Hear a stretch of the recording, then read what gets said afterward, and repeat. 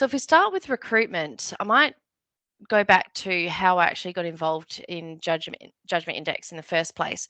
So at the time, it was probably, I don't even know how long ago it was. I was a state manager, and was working for a large employment services company, and we had high turnover at the time. I was spending a lot of time recruiting, probably 2 to 3 days every week was interviews, and I looking through resumes and trying to find the right people to fit our organization. I was trying to do it really well. I enjoyed our culture, but our turnover was about 60%, which sounds absolutely horrific.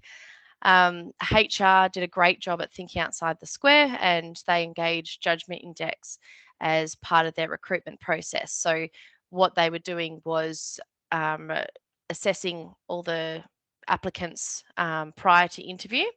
They were identifying the different values and behaviours that they were looking for within the role.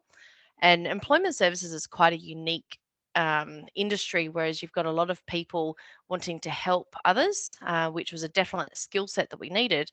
But we also needed a lot of resilience, and we needed people to be able to have strong sales skills, because you're really trying to convince people who are currently unemployed that they have the capacity to go back to work. And a lot of the clients didn't intend to be an employment services client. They weren't enthusiastic, some of them weren't enthusiastic about turning up for the first appointment. So we really needed to have a workforce that could really work with a difficult cohort of clients and get some results, because it was government tenders. We needed a certain level of results to retain our contracts. So what we did was HR were assessing people prior to the interview, and what I noticed from that was that my recruitment changed from 2 to 3 days a week to 2 to 3 interviews per week. The people that were turning up, I saw them come through the door and sat down with them, and immediately could understand that they would fit within the industry. Our turnover over a 12-month period reduced by 20%, which made everything a lot more enjoyable. And they were also able to adequately assess compatibility. So that what the HR team did was they assessed the high performers within the organisation, and they knew the types of behaviours and values that would work in the role. They also identified key criteria that actually had a 100% turnover rate. So in my wisdom, I interviewed people prior to doing the assessment on them, and I felt like they were going to be a great fit. I'd approach the CEO and say, I know better than the assessment. Let's hire. Can I give it a go? And the CEO was great at saying, yep, sure, give it a go. After hiring a number of those people, they actually had a look, and everyone that had a specific criteria with their assessment had 100% turnover. Either they left, or they had to be let go for various reasons. So just knowing that information, we were able to be a lot more proactive in who we were hiring. We were given specific interview questions for each of those applicants that were targeted to their values and behaviours, so that we could quiz them a little bit more and find out whether they were going to be suitable and be able to be successful within the role. As a side effect, we actually, HR did a bit of a research project, and noticed that everyone that was hired through using the Judgment Index assessment had zero workers' compensation claims, and which was interesting because the type of work hadn't changed. It was still a very stressful environment. It was still quite a difficult work environment and work role to do. But the conversations around resilience and being able to understand who's coming in and whether they're going to be able to cope with the role, resulted in zero workers' compensation claims. So our compensation manager at the time was able to flip her role and focus proactively on um, building well-being and looking at different programs that they could do to help, um, yeah, help people be successful. So a bit of a different market that we have at the moment. We've got Alberty, McDonald's, offering $1,000 signing on bonus. I'm pretty sure I showed my teenager this slide and he was pretty keen. He's like, oh, $1,000 just for signing a contract. That sounds great. Not sure how successful that's going to be, possibly great. We then have Decuba offering no resume interviews vouchers to get people in. I noticed that they've actually changed some of their recruitment strategies now as well, and basically saying just go into a store. You don't even need a resume. Have a chat to one of the staff members, and they've got a direct number that they call HR as soon as someone walks into the store. So they're actually able to access people in every shopping centre that there's a Decuba store. Um, one of the things that I've felt strongly about and have done a lot of work with is looking at partnering with employment programs. Now, the Hospitality Disability Network was set up on the back of the Crownability program, which was designed specifically to create a disability friendly workplace environment, but also disability confident managers. So we were skilling up managers, we were helping them identify people with disabilities who would be successful in existing roles.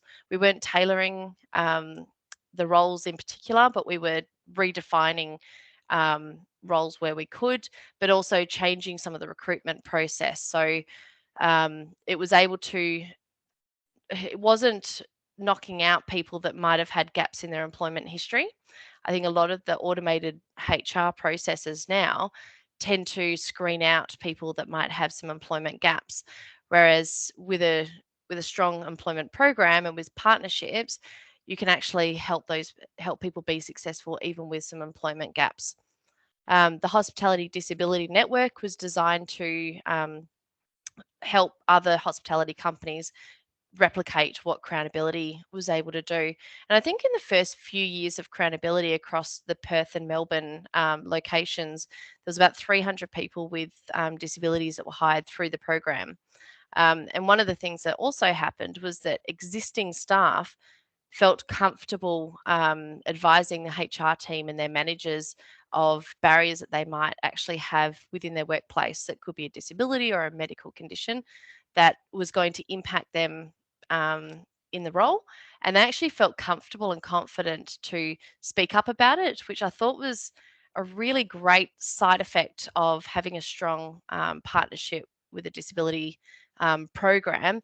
It actually helped others within the company who had disabilities or medical conditions speak up, which, yeah, great side effect.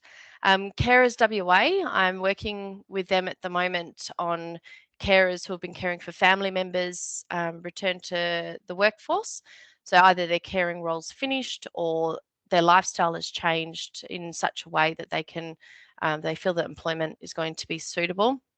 And we do the judgment index for all the carers coming through that program as well. And they get to identify some of their really great strengths, values, behaviours that are really critical in the workforce that carers have that that employers really value as well.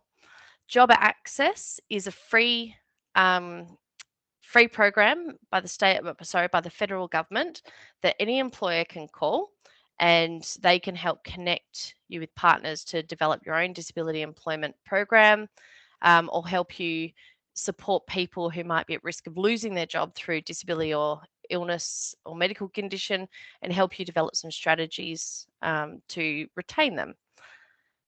Having a look at ex-ADF staff, Working Spirit is the national organisation to contact there. And if you think about some of the skills that ex-Australian Defence Force staff will have, it's critical. So even in things like logistics or warehouse or think outside the square, stress and resilience is really strong with that cohort. The other one, which is an interesting one, and I don't think it's accessed enough, is looking at vocational rehabilitation programs. So I'm not sure who in the room's aware, but you can actually get someone who's had a workplace injury and had a workers' compensation claim, and they have allied health staff working with them to help ensure they're successful moving forward. But you get a 3-month period, a work trial. So they can work for you for 3 months full time, all paid by the insurer. And at the end of the 3 months, ideally, you've trained this person up and you've got to know them really well and they're being successful. At that point, you can take them on as an employee. All their insurances are covered for that 3-month period as well. And I just think that's, particularly in this working environment and um, when we are struggling for staff, having a look outside the box at programs like that is really helpful. Um, and these are some of the qualities and behaviours that Judgment Index actually measure, in particular with the carers program as well, when people have workplace gaps or gaps in their work history, being able to help them understand that their problem solving skills are actually better than the national average in carers. Their people skills are really strong. They're trustworthy. They've got good moral clarity. So being able to assess your staff coming in as to whether they're going to do the right thing when no one's watching. When you're looking at alternative employment programs, being able to understand people's values and behaviours is just critical. So when we talk about recruitment, so just to recap some of the things that you might want to implement: values-based interviewing, so ensuring you have specific questions around the values that you're looking for. Thinking outside the box, can you partner with organisations to employ targeted groups? And understanding your people. Don't underestimate the soft skills when you're recruiting.